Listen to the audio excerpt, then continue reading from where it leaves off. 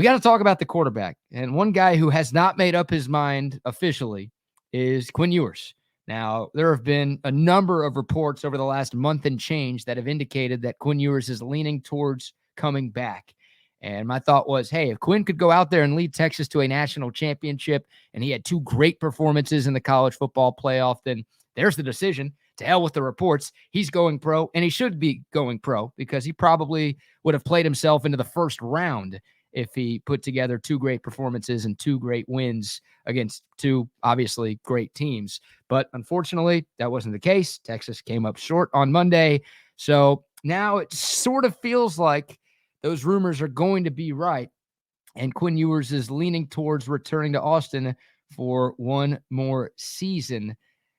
To me, just based on people I've talked to and based on social media, I don't think every Longhorn fan is 100% in favor of that. Now, on its surface, it feels like an obvious yes if you're Texas, right? Like, oh my God, you've got a third-year starter coming back as you make the move to the toughest conference in the sport. And Quinn Ewers took a major, major step from where he was last year. And you're thinking, okay, well, with another year in this system, and if he is as committed this offseason as he was last offseason, you've got plenty of reasons to think he could take another step in 2024. Like, it feels like Texas fans should want Quinn Ewers to come back. No ifs, ands, or buts about it. But some of the folks that I've talked to, Trey, and once again, some of what I've seen on the internet in the last few days, there are Texas fans, and I don't know how big of a percentage of the fan base feels this way, but there are at least some Texas fans who would like to move on from Quinn Ewers to begin the Arch Manning era. I hope that's just a vocal minority, especially because you have to think about Quinn taking another big step forward while also remaining dedicated to what got him here in the first place, and that's treating his body as a temple, making sure to put in the right sort of work with the offseason strength and conditioning program, eating right. He knows the offense. That's not a problem. But it's also short-sighted not to think about the overall health of the quarterback room if Quinn Ewers were to leave as well. With Malik Murphy now at Duke, you would have a redshirt freshman as your likely starter. I mean, Charles Wright is there, but he's the guy who's calling plays into the huddle. You're likely going to be dealing with a true freshman as your backup quarterback too. That is not a great amount of insurance versus Quinn Ewers, who has missed time both of his years here in Austin with injuries. Going back to his senior season at South Lake Carroll, he missed time that year too. So this is a guy who misses time with injuries. There's a chance that we see Arch Manning next year starting games for Texas just based on Quinn Ewers' injury history. But Quinn Ewers, if he hadn't gotten hurt, may very well have been the first-team all-conference quarterback in the Big 12 this year. He had great weapons around him, yes, but a lot of that success was on Quinn Ewers finding and making those open throws too. So especially with a new batch of receivers trying to break in those various positions, and you know how Sark likes to not rotate his wide receivers, I can't think of a scenario where I don't want Quinn back starting next season with Arch starting as a backup, or maybe you make it an open competition, but Quinn Ewers is going to win that job though, guys. We've seen Arch Manning for 2 games. He went 2 of 5, had some nice runs in one game, and the other game he was essentially kneeling the clock out in that Big 12 championship game. So I know we're excited. You should be excited. Future does feel bright at the quarterback position, especially with the recruitment of Trey Owens. KJ Lacey's going to be coming in a couple of years as well. But the grass is not always greener. We as fans get caught up in that mindset far too often.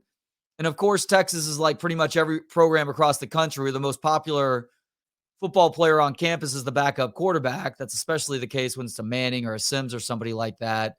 But don't neglect to appreciate what you have right now. And Texas has a very special quarterback right now who may very well come back for one more season. Quinn Ewers is the most talented quarterback that the Longhorns have had since Colt McCoy, right?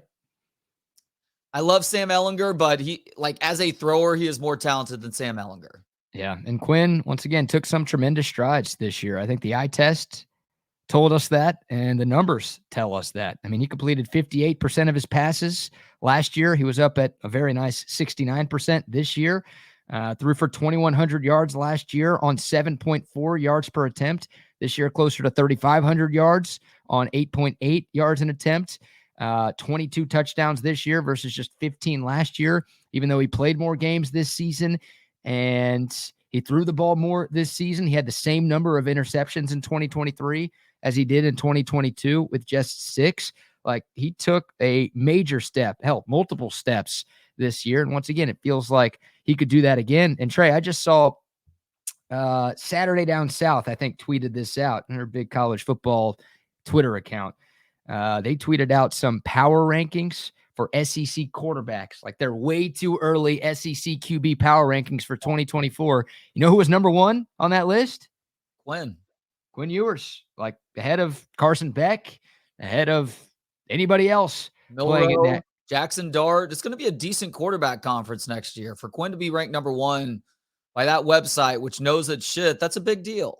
Yeah, Milroe, Dart, Brady Cook, who had a great year at Mizzou, right? Mizzou won 11 games this season, and they won the Cotton Bowl against Ohio State last week. I mean, yeah, no, there are going to be some great quarterbacks in the SEC next year, and there are people who believe that Quinn Ewers could be the best of them. And Texas fans seem like they're ready to move on from that, which is crazy.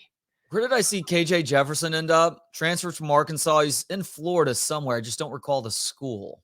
I don't know. Did he already make his announcement? Yeah, he did. Let me look that up real quick because he ain't as good as any of those guys that we just talked about. No, he's not. But that just popped into my head because I'm a space cadet. Is he going to play for Tom Herman at FAU? If only. No, he's going to be at UCF.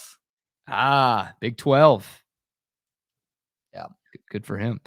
So, okay, let me play devil's advocate here. Like, let me try to speak for, and once again, these are some conversations I've had with people, and this is stuff that I've seen on social media. So let me play devil's advocate here for why I think people would be in favor of Arch Manning being the guy in 2024. I think the most obvious one is the last name, right?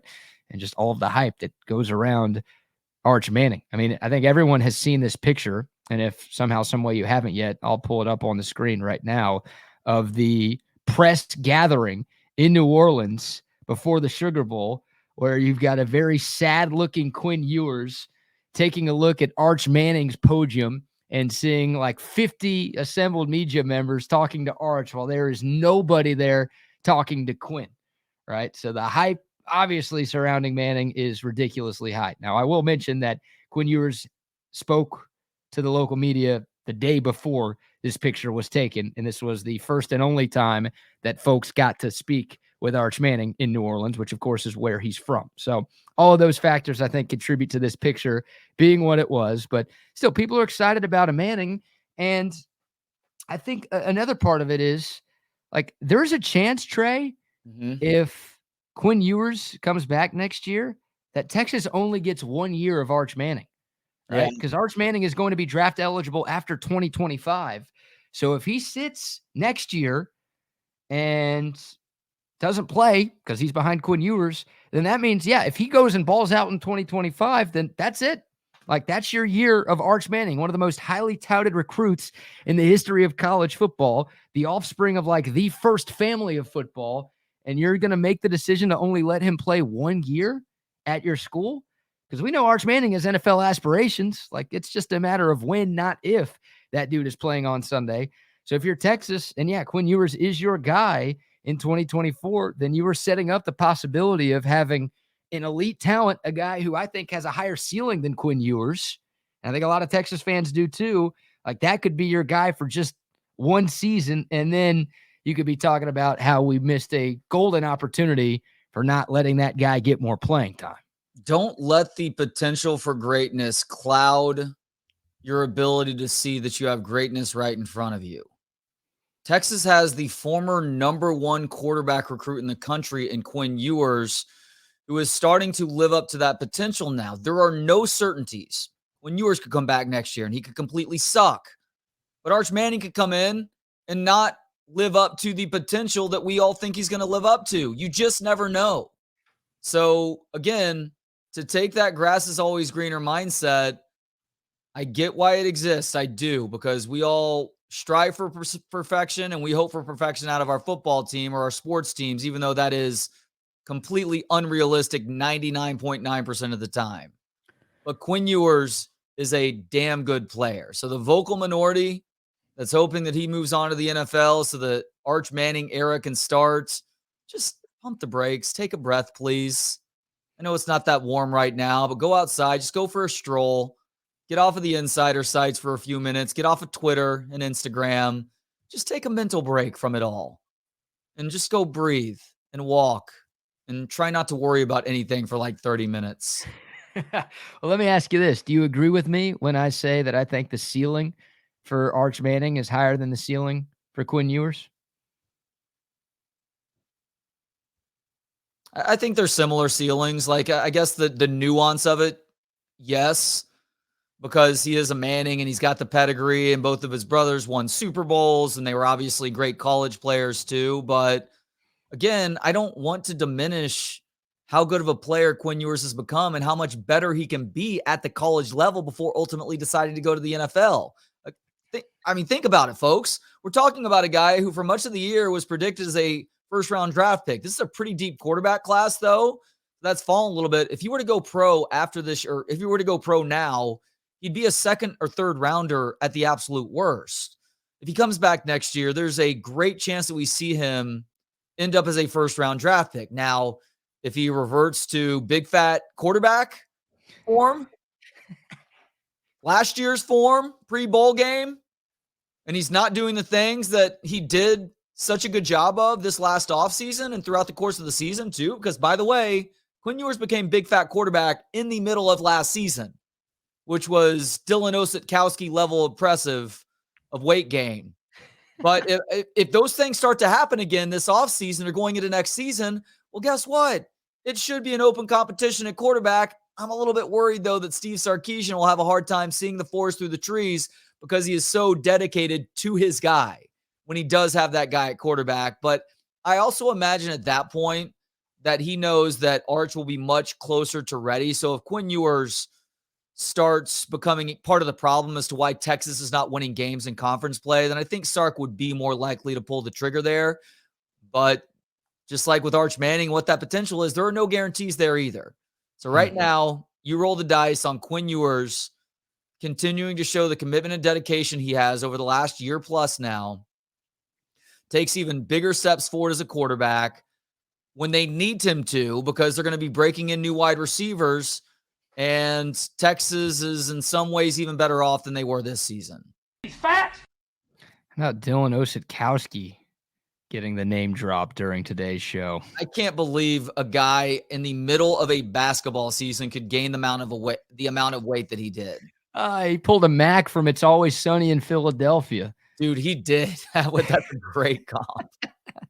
Oh, man. I will say this, and I probably should have said this earlier.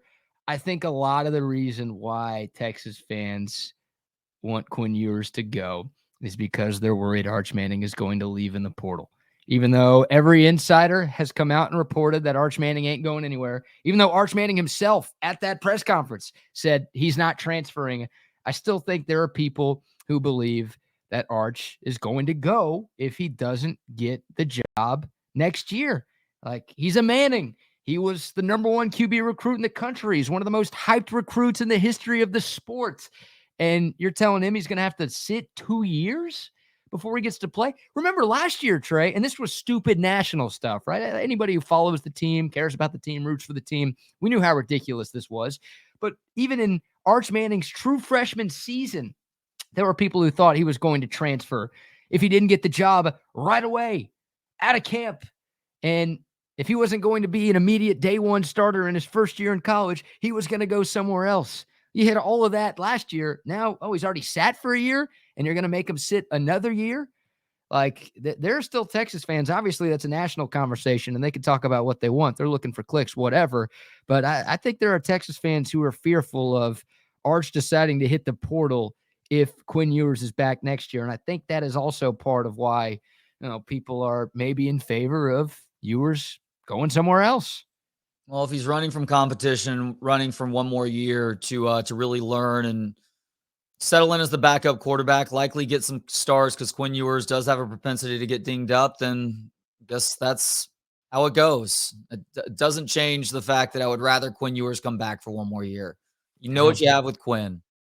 You don't Yeah. know what you get with Arch Manning. I know everybody is thinking about Quinn Ewers not being as good as we all wanted him to be on Monday night, but I am going to be a broken record for this as long as this comes up. Quinn Ewers, he was actually not that bad on Monday night. He was one of the highest rated PFF players on Monday, despite the fact that he was facing pressure all night. He did his part to help that team win the football game. Yeah, I know that last throw wasn't there. Those last 4 plays were, with the exception of the last one, were honestly a little bit questionable. But you give Steve Sarkisian the benefit of the doubt because he's been so good as a play caller this year. Quinn Ewers is so far down the list of reasons why Texas lost that game on Monday. If you're holding that against him, that's foolish. Think back to what we saw the 2 previous games. Quinn Ewers was lighting the opposing defense on fire like Cat Williams on Shannon Sharp's show talking about any other comedian. Quinn Ewers was freaking outstanding in those games. And despite the fact that his offensive line, which had been great at pass blocking all year, absolutely shit the bed, he was still almost able to lead this team to a college football playoff semifinal victory a few days ago. So funny, Trey. If Quinn Ewers completes one more pass, and everyone knows what pass I'm talking about, then he's a Longhorn legend.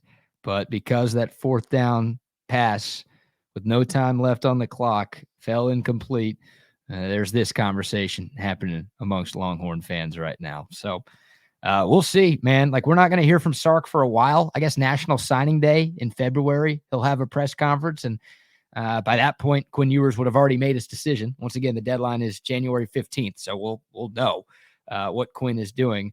But whenever we do hear from Sark next, and obviously through spring ball, how does he handle it? Like, if Quinn's gone, well, we know Arch is the guy. I'm sure Sark will still sell it as it's a competition, but everyone's going to know Arch is the guy. But is Sark going to act like there is a quarterback competition between Quinn Ewers and Arch Manning?